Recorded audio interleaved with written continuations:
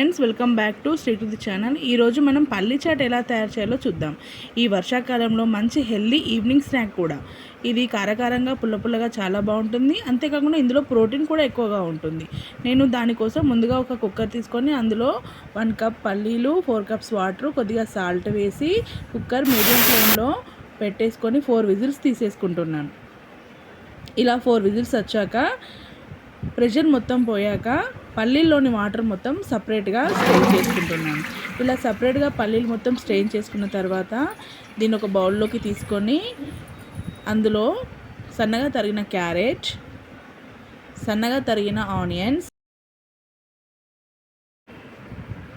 సన్నగా తరిగిన టమాటోలు, సన్నగా తరిగిన దోసకాయ ముక్కలు, కొత్తిమీర, తగినంత సాల్ట్, అలాగే కారపొడి, ఫైనల్గా మనం నిమ్మరసం పిండేసుకొని చక్కగా కలిపేసుకుంటే వేడి వేడి పల్లీ చాట్ రెడీ అయిపోతుంది.